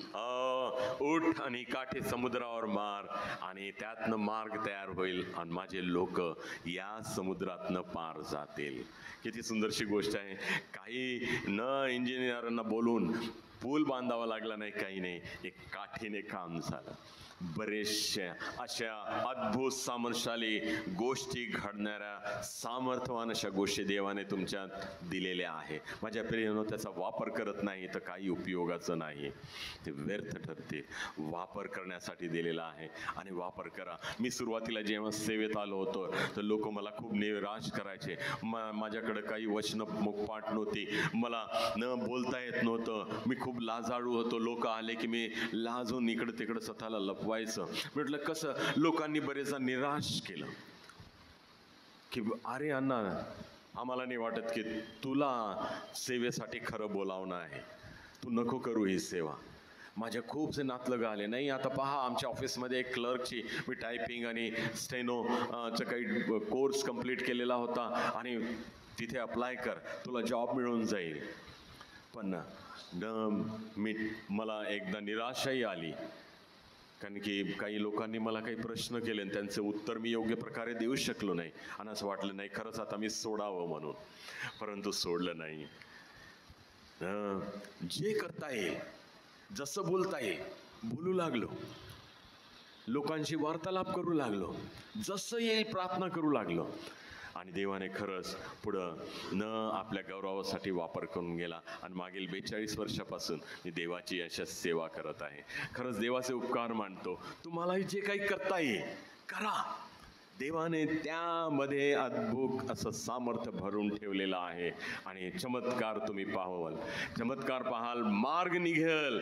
कितीही दुसरे सरकार येऊन आमचे चर्च जाळो, आम्हाला सुवार्ता गाजवण्यासाठी अडखळ निर्माण करू, पण तुमचे 2 शब्द निघालेले लोकांच्या मनामध्ये देवाचं राज्य स्थापन करून राहणार. माझ्या प्रियांनो, जे करू शकता करा आणि देव निश्चितच तुम्हाला आशीर्वादित करेल. मग आपण पाहतो की पुढं मोठा चमत्कार घडला आणि सर्व लोक तिथून पार झाले. आज तुम्हाला सुद्धा देवाने अशा उत्तम अशा आशीर्वादाने भरलेला आहे. बऱ्याच लोकांकडे असे सुंदरशा गोष्टी आहे, त्याला जमा करून ठेवू नका. एका खळग्यात पाणी जमा झालं तर ते नाचतं न, दुर्गंध त्यातनं येते, परंतु तेच वाहत राहिलं तर तेवढं स्वच्छ राहतं. तुम्ही तर कुठे आपल्या जीवनामध्ये देवाने दिलेले आशीर्वाद फक्त स्वतःसाठी जमा केले असेल तर काही दिवसाने ते घाणेरडं होईल, दुर्गंध होईल. त्याला वाहू द्या, दुसऱ्यांपर्यंत पोहोचू द्या आणि दुसऱ्यांचं तारणाच्या प्रयत्नामध्ये लागा. आपण पाहतो 21 आणि 22 वचन वाचा. मोशेने आपला हात समुद्रावर उगारला, तेव्हा परमेश्वराने रात्रभर पूर्वेचा जोरदार वारा वाहून समुद्र मागे हटवला. त्यामुळे पाण्याचे 2 भाग झाले व मधली जमीन कोरडी झाली. मधली जमीन कोरडी झाली आणि त्यातनं तो जाऊ लागला. तरी इस्रायल लोक ना एवढा मार्ग तयार झाला तरी घाबरत होते. आणि माहित आहे मग काय केलं देवाने? हे घाबरत होते न. दृष्टी थोड्या वेळ आधी देवावर होती. देवाने आम्हाला जयवंत बनवलं, त्या 10 अशा पिढ्यांमधनं आम्हाला सुखरूप ठेवलं. परंतु जसं त्यांनी मिस्री लोकांचं सैनिक पाहिलं, सैनिक येत असताना ती साधारणशी धूळ उडत असताना पाहिली, घाबरून गेले. देवाच्या चमत्कारी कार्याकडे जोपर्यंत दृष्टी होती, मन लागलेलं होतं, घाबरले नाही. परंतु जशी आम्ही आपली दृष्टी इकडे तिकडे वळवतो, माझ्या प्रियांनो, घाबरतात. पेत्र सुद्धा पाण्यावर चालू लागला, पण जशी प्रभू येशू ख्रिस्ताकडे दृष्टी होती, चालत होता, लाटा निर्माण झाल्या, त्याकडे पाहिलं तर बुडू लागला. तुम्ही आणि मी सुद्धा बरेचदा आपली दृष्टी देवाच्या चमत्कारिक अशा सामर्थ्यवान अशा कृत्यांपासून दूर करून अडखळ निर्माण होणाऱ्या गोष्टीकडं आम्ही लावतो. त्यावेळेस आमच्या मनामध्ये निराशा होते. माझ्या प्रियांनो, आज तुमची दृष्टी कुठे आहे? तुम्ही जास्तीत जास्त तुमच्या जीवनामध्ये निर्माण झालेल्या, तुमच्या भविष्यात येणाऱ्या काही चिंतामय अशा गोष्टींकडे लावलेली आहे का? देवाच्या हातात सोपा. देव म्हणतो त्यातनं मी मार्ग काढेन.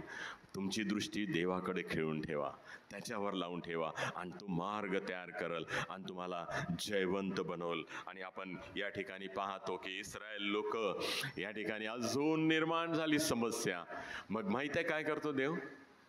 त्याच्या दूताला म्हणतो, अरे जो दूत त्यांच्या खांबाच्या रूपाने त्यांच्या पुढे चालत होता, त्याला म्हणतो, जा आता इस्रायल लोकांच्या आणि मिस्री लोकांच्या मध्ये तू जाऊन उभा राहा, जेणे की तुमच्या त्या प्रकाशामुळे मिस्री लोकांचे डोळे चकमकतील आणि ते थांबतील आणि इस्रायल लोकांना मात्र प्रकाश मिळत राहील आणि ते पुढे जात राहतील. देव पुढे होता, दूताच्या रूपाने त्याला परमेश्वर आज्ञा देतो की आता मागे राहा. बरेच माहित आहे तुमच्या आणि माझ्या जीवनामध्ये निर्माण होणाऱ्या समस्येमध्ये आणि माझ्यामध्ये देव बरेचदा उभा राहतो, तो ढाल म्हणून उभा राहतो आणि आमच्या जीवनावर शैतानाच्या कोणत्याही बाणाचा हमला आमच्या जीवनाची हानी करण्यासाठी येऊ देत नाही. तो स्वतःवर घेत असतो. आणि या ठिकाणी मिस्री लोक मागे लागलेले आहेत, इस्रायल लोक मागे वारंवार पाहत आहे. देव म्हणतो, अरे दूता, तू त्यांच्या मागे जा आता आता त्यांना पुढं पाहण्याचं शिकू, कारण की ते वारंवार मागे पाहत आहे. तुम्ही अशा मागे पाहण्याची सवय तुम्हाला लागलेली आहे का? मागे माझं असं जीवन होतं, मागे असं जीवन होतं, आणि त्याकडे तुम्ही निरंतर पाहत राहिले, तर मला वाटतं की तुमच्या जीवनामध्ये अशीच निराशा येईल. तर पुढे आपण पाहतो की कशा देवाने मोठं अद्भुत कार्य केलं, आणि समस्येमध्ये आणि माझ्यामध्ये तो स्वतः उभा राहिला, आणि समस्या माझ्या जीवनावर येऊ शकली नाही. मिस्री लोकांचा हमला त्यांच्यावर येऊ शकला नाही. परंतु माहीत आहे काय झालं? अशा परिस्थितीमध्ये आपल्याला दिसून येतं ना, 24 वचन वाचून घ्या कोणी. आणि रात्रीच्या शेवटच्या प्रहरी परमेश्वराने अग्नीच्या व मेघाच्या स्तंभातून मिस्री सेनेकडे पाहून त्यांची त्रेधा उडवली. अरे, त्या खांबातनं आता दूतच नव्हे परंतु देव पाहत आहे, आणि त्याने काय केलं? मिस्री लोकांची त्रेधा उडवली. आणि ते काय म्हणतात पहा पुढं, 25 वचन. त्याने त्यांची चाके काढून ते चालवणे कठीण केले. तेव्हा मिस्री लोक म्हणू लागले, आपण इस्रायलापासून पळून जाऊ, कारण परमेश्वर त्यांच्या बाजूने मिस्र्यांशी लढत आहे. हो, कोण लढत आहे? तुम्ही आणि मी लढत नाही आहे, पण परमेश्वर त्यांच्या बाजूने लढत आहे ना. ज्या वेळेस तुम्हाला अशी निराशा आहे, ते माझ्या प्रियांनो हे अंडरलाईन करून ठेवा. परमेश्वर माझ्या बाजूने लढत आहे. परमेश्वर, आणि ही साक्ष कोण देत आहे? मिस्री लोक देत आहे की अरे, त्यांच्या बाजूने परमेश्वर लढत आहे. परमेश्वर लढत आहे. तुमच्या आणि माझ्यासाठी परमेश्वर असा न युद्ध करतो आणि आमचं जीवन सुरक्षित ठेवत असतो माझ्या प्रियांनो. आणि खरंच देवाचे उपकार मानूया की परमेश्वर लढत आहे म्हणून ते मागे जाण्याचा प्रयत्न करतात. आणि मग काय होतं? 26 वचन. परमेश्वर मोशेला म्हणाला, आपला हात समुद्रावर उगार, म्हणजे पाणी पूर्वीसारखे होऊन मिस्र्यांवर, त्यांच्या रथांवर व स्वारांवर येईल. आणि पुन्हा एकदा हात उगार. आता पाहतो आपण की पाणी पुन्हा, जसे इस्रायल लोक समुद्रातनं पार झालेत, आणि मग पुन्हा हात उघडण्यात येतो, आणि दिसून येतं की पुन्हा सारे पाणी येतं आणि शत्रू त्याच्यात वाहून जातात. आणि त्यांचा 30 वचन वाचा. अशा प्रकारे परमेश्वराने त्या दिवशी मिस्र्यांच्या हातून इस्रायल लोकांना तारले, आणि मिस्री लोक समुद्र तीरी मरून पडलेले इस्रायल लोकांनी पाहिले. मरून पडलेले पाहिले. सारे न सैतानाचे, सारे शत्रूंचे, साऱ्या आमच्या जीवनाला त्रास देणाऱ्या प्रत्येक गोष्टी तुम्ही मेलेले पाहाल, परंतु तुम्ही जिवंत राहिलेले पाहाल. हे देवाचं वचन आहे. सर्व लोकांना पाहिलं त्यांनी, ज्यांना ते घाबरत होते, पळत होते, ज्यांना पाहून की आता कसं आमच्या जीवनाचं रक्षण करणार, ते मेलेले दिसले. युद्ध ह्यांनी केलं नाही, देवाने त्यांच्या बाजूने युद्ध केलं आणि त्यांना मारलं. माझ्या प्रियांनो, नेहमी तुमच्या जीवनामध्ये असे प्रसंग येत असतात. देव तुमच्यासाठी युद्ध करतो. तुमचे सर्व शत्रूचे हमले नष्ट झालेले तुम्हाला आढळून येतात. आणि मग 31 वचन, सुंदरसं वचन आहे, वाचा. परमेश्वराने मिस्र्यांना आपला प्रबळ हात दाखविला, तो इस्रायलांनी पाहिला, आणि त्यांनी परमेश्वराचे भय धरले, आणि परमेश्वर आणि त्याचा सेवक मोशे ह्याच्यावर विश्वास ठेवला. त्यांनी भय धरले, इस्रायलांनी देवाचे भय धरले. आणि काय लिहिलेलं आहे? परमेश्वरावर काय ठेवला? विश्वास ठेवला. आणि मग मोशेवर. आजकाल असे बरेचसे देवाचे सेवक निघालेले आहे, पहिले माझ्यावर विश्वास ठेवा आणि मग परमेश्वरावर विश्वास ठेवा असे सांगणारे. म्हणून आपण पाहतो की आज चुकीचे शिक्षण देण्याच्या मागे बरेचसे लोक, आमचे लोक चाललेले आहे. परंतु खरा देवाचा सेवक पहिले देवावर विश्वास ठेवण्यासाठी आम्हाला शिकवित असतो. मला महत्त्व द्या, मला पैसा द्या, माझं नाव पुढं करा, माझं नाव साक्षीमध्ये सांगा, हे सांगत नाही. या ठिकाणी इस्रायल लोकांनी देवावर विश्वास ठेवला आणि मग मोशेवर सुद्धा विश्वास ठेवला. माझ्या प्रियांनो, तुमचा विश्वास, तुमच्या जीवनामध्ये कोणी असं कृत्य केलं, देवावर कायम आहे का? विश्वास हे महत्त्वाची असं अंग आहे, आणि ज्याच्यावर तुम्हाला आणि मला न अद्भुत काम झालेले नाहीत, अडखळणं आलेले आहे. कसा होईल मोशेला सुद्धा माहीत नव्हतं की देव कसा करल, पण तो लोकांना सांगतो, घेऊ नका, घाबरू नका, देव तुमच्या बाजूने युद्ध करेल. कसं करल? काहीच सांगितलं नाही, पण एवढं नक्की तो करल. देव मलाही माहीत नाही तुमच्या जीवनामध्ये कोणत्या परिस्थितीतनं तुम्ही जाताय, कोणत्या संकटातनं तुम्ही जाताय, निराशेतनं जाताय, दुःखातनं जाताय, आजारातनं जाताय, मला माहीत नाही. पण एवढं सांगतो, देव नक्कीच तुम्हाला त्यातनं सोडवल, नक्कीच सोडवल. आणि निश्चितच, कारण की आम्ही त्या देवावर विश्वास ठेवतो. विश्वास हे महत्त्वाचा आहे. कसा करल माहीत नाही, परंतु आम्हाला माहीत आहे. काल माझ्याकडे कोणी आले आणि प्रार्थना सांगितली मला, तर मी त्यांना सांगत होतो, अच्छा तुम्हाला हे त्रास आहे, स्टोनचा त्रास आहे, ह्याचा त्रास आहे, तुम्ही असं करा. मी त्यांना मार्गदर्शन करत होतो की अरे पाणी खूप पिया, हे करा, ते करा, या डॉक्टरला भेटा न. बरेच आम्ही मार्गदर्शन देत असतो. विश्वास असला की मार्गदर्शन नसतं, देव करल हेच आम्ही एक गोष्ट सांगत असतो. देव तुम्हाला बरं करल. माझ्या प्रियांनो, विश्वासाची शेवटची एक गोष्ट करून मी इथे संपवणार. विश्वास असणं खूप महत्त्वाचं आहे. एकदा सणावाराच्या वेळेसमध्ये, पोळ्याच्या वेळेस तुम्ही पहा, गावागावामध्ये एक दृश्य दिसतं की लोक काय करतात, जुगार. 5 दिवस माझ्या गावामध्ये याल, झेलपामध्ये बरेचसे लोक तुम्ही आलेले आहेत त्या ठिकाणी मेळाव्यासाठी. तर त्या गावात तुम्ही याल तर पोळ्याच्या 5 दिवस नुसतं जुगार चालत राहतो. आणि अशाची खरी घडलेली घटना आहे.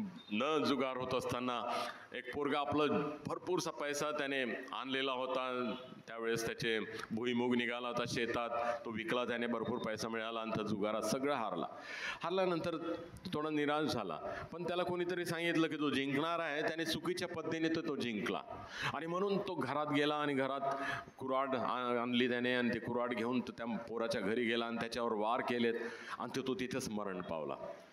आणि ना या पोराला पोलीस आले, धरून नेलं, त्याच्यावर खटला चालवण्यात आला. आणि चालवण्यात आला तर सांगण्यात आलं की बाबा तुला आता फाशीची शिक्षा होणार, कारण की तू खून केलेला आहे. फाशीची शिक्षा होणार कारण की तू खून केलेला आहे. परंतु हा पोरगा ह्याने रागाच्या भरात तो पहिला खून केलेला होता, त्याने याआधी कोणतेच असं वाईट कृत्य केलेलं नव्हतं. ह्या पोराने चुकीच्या पद्धतीने खेळून पैसा जिंकला, म्हणून त्याला खूप राग आला होता आणि म्हणून त्याने तो खून केला होता. गावाच्या लोकांनी न्यायाधीशाला, वकिलांना सांगितलं. वकिलांना खूप दुःख वाटलं की हा तरुण मुलगा आणि खून केला म्हणून फाशीची शिक्षा त्याला होत आहे. आणि त्यांनी जेव्हा गावाच्या खूप लोकांनी येऊन विनंती केली, तर न्यायाधीश म्हणाला, मला 500 लोकांची अशी सही घेऊन या तुम्ही की हा पोरगा चांगला चरित्राचा होता, रागाच्या भरात त्याने हे चूक केली, त्याला क्षमा देण्यात यावी. आणि मग हे सर्व त्याचे नातलग आणि त्याचे मित्र लोक गावागावात फिरू लागलेत आणि सह्या गोळा करू लागलेत. आणि ह्या गोळा करत असताना त्याची आई, त्याचे वडील, त्याचे भाऊ त्याला येऊन म्हणत, अरे तू आता लवकरच सुटणार आहे, तुला फाशीची शिक्षा होणार नाही. आणि रोज येऊन त्याला म्हणत होते. 8 दिवस रोज हे ऐकून तो त्रासला होता. आणि पण तो 8 दिवस हे बोलत असताना कोणी येऊन सोडून गेलं नाही. परंतु कागदपत्र करण्यासाठी खूप वेळ लागला. आणि काही दिवसानंतर न्यायाधीशाने त्याला सोडण्याचं पत्र तयार केलं आणि म्हणाला की या चांगल्या पोराला मी स्वतः जाऊन जेलमधनं काढून आणीन, त्याला सोडून आणीन. म्हणून कागदपत्र घेऊन तो जेलमध्ये गेला, पोलिसांना दाखवलं आणि मग तो त्या पोराकडे गेला आणि त्याला म्हटलं की मी तुला सोडवण्यासाठी आलो. ह्याने पाहिलं कोणतरी नवीन व्यक्ती मला दिसत आहे. आजपर्यंत रोज माझा भाऊ, माझे वडील, माझी आई आले आणि म्हणाले की तुला सोडून इथून नेणार, परंतु कोणीच नेलं नाही. आणि हा नवीन व्यक्ती मला काय सोडून नेणार? 8 दिवसापासून तो म्हणाला, अरे बाबा मी हे 8 दिवसापासून ऐकत आहे, कोणीच मला नेलं नाही, तू इथून चालता हो, आता मला ऐकायचं नाही आहे. पुन्हा त्या न्यायाधीशाने सांगितलं, नाही रे बाबा मी खरंच तुला सोडवण्यासाठी आलो. तो म्हणा की नाही, आता मला हे ऐकायचं नाही, तुम्ही इथून चालते व्हा, नाहीतर मी तुम्हाला मारण्यासाठी येणार. आणि मग तो न्यायाधीश घाबरला, म्हटलं अरे बाबा यालाच जेलमधून बाहेर निघण्याची इच्छा नाही, तर मी काय करावं? तो न्यायाधीश तिथून बाहेर निघाला. त्याने ते कागदपत्र जाता जाता फाडून फेकलेत आणि म्हणाला, त्या पोरालाच बाहेर निघायची इच्छा नाही, तर का मी याचा प्रयत्न करावा, म्हणून ते फाडून फेकून दिलं. मग नाही, पोलीस त्या पोराकडे गेला आणि म्हटलं की अरे तू का न्यायाधीशाला पाठवलं? त्यांनी तर आम्हाला पत्र दाखवलं तुला सोडवण्याचं आणि तू त्यांना परत केलं का? खरंच त्यांनी मला सोडवण्यासाठी पत्र तयार केलं होतं? हो. अरे तू म्हणाला, जा मी तुला खूप पैसे देईन, त्यांना घेऊन ये परत. पोलीस धावत न्यायाधीशाकडे गेला आणि म्हणाला की त्या पोराला पस्तावा होत आहे, तुम्ही त्याला सोडून घेऊन जा. न्यायाधीश म्हणाले, आता मी ते कागदपत्र फाडून फेकलेले आहेत, आता काहीच होत नाही. आणि मग फाशीचा दिवस आला. फाशीच्या त्या दोराजवळ जेव्हा याला उभं करण्यात आलं, त्याला विचारलं की तू काही सांगू इच्छितो का? तो म्हणाला, हो, तरुणांना मी सांगू इच्छितो की त्यांनी राग करू नये, रागाच्या भरात मी खून केला आणि आज मला ही शिक्षा होत आहे. मग त्यांनी एक गोष्ट सांगितली आणि एक वाक्य त्याने खूप महत्वाचं सांगितलं. ते वाक्य पहा. तो म्हणाला, आज या फासावर मी मरत आहे यामुळे नव्हे की मी खून केला आहे म्हणून, परंतु मला क्षमा मिळाली होती त्याच्यावर मी विश्वास केला नाही म्हणून मी आज या फासावर मरत आहे. दुःखित गोष्ट, त्यावर मी विश्वास केला नाही म्हणून मी या फासावर आज मरत आहे. खून केला म्हणून नव्हे, तुम्ही आणि मी पाप करतो म्हणून मरत नाही माझ्या प्रियानो, पण प्रभू येशू ख्रिस्ताने दिलेली क्षमा त्याच्यावर आम्ही विश्वास ठेवत नाही म्हणून आमचं जीवन हे नाश होत आहे. आज तो विश्वास कायम करू की आपण देवावर? आपण प्रार्थनेच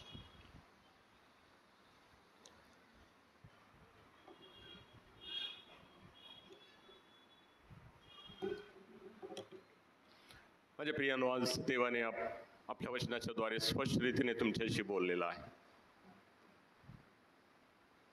काय आज तुम्हाला सुद्धा देवाने असं दाखवलेलं आहे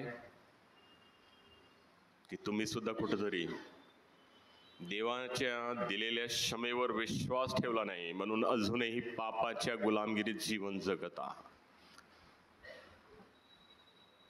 मिस्री लोकांच्या गुलामगिरीतनं इस्रायलांना सुटका दिली.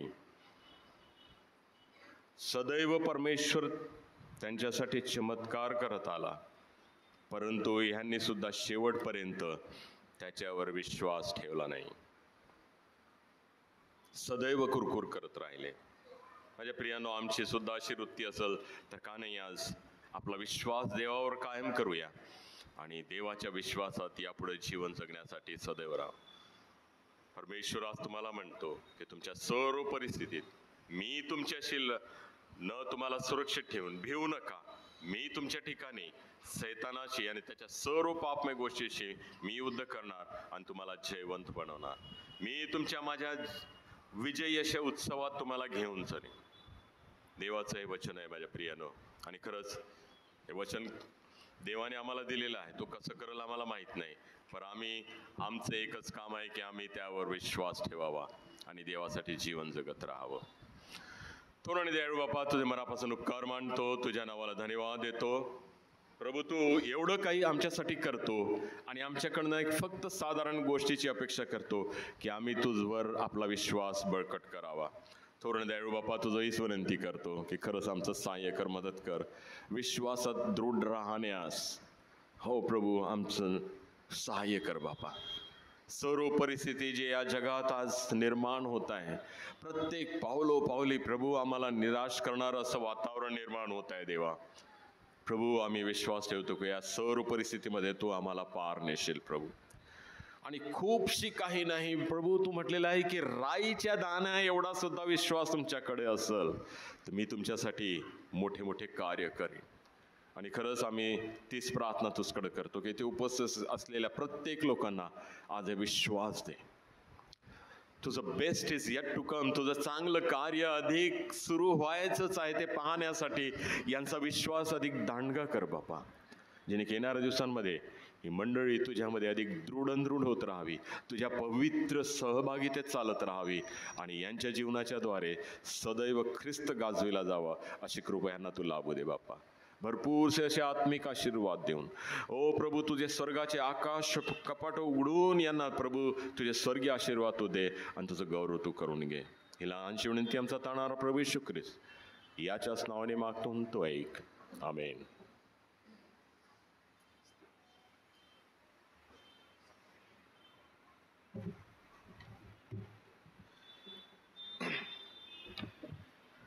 बाळसाहेबांचा आभार मानतो सुंदरशा वचनांकरिता, या संदेशाकरिता.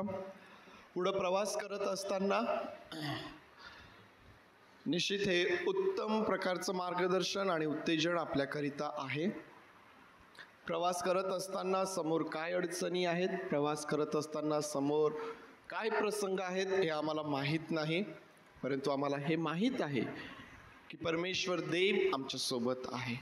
जो परमेश्वर देव मागील 135 वर्ष या मंडळी सोबत आहे, तो येथून पुढे देखील या मंडळी सोबत आहे. आणि म्हणून कितीही अडखळणं आलेत, लाल समुद्र असू द्या किंवा काही अडचणी असू द्या, आम्ही ठामपणे त्यात उभं राहणार आणि आम्ही पुढे जाणार, कारण हा परमेश्वर देव आपल्या सोबत आहे. या उभं राहूया, प्रभूने शिकवलेली प्रार्थना करूया.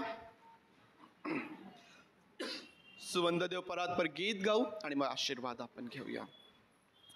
हे आमच्या स्वर्गातील बापा, तुझे नाम पवित्र मानले जाव, तुझे राज्य जसे स्वर्गात तसेच पृथ्वीवर, तुझ्या इच्छेप्रमाणे आमचे रोजची भाकर आज आम्हास दे, आणि जसे आम्ही आमच्या ऋण्यास ऋण सोडले तसेच तो आमचे ऋणे आम्हास सोड, आणि आम्हास परीक्षेत आण नकोस, तर आम्हास वाईटापासून सोड, कारण की राज्य, सामर्थ्य आणि गौरव हे सर्व काळ तुझेच आहेत. आमेन.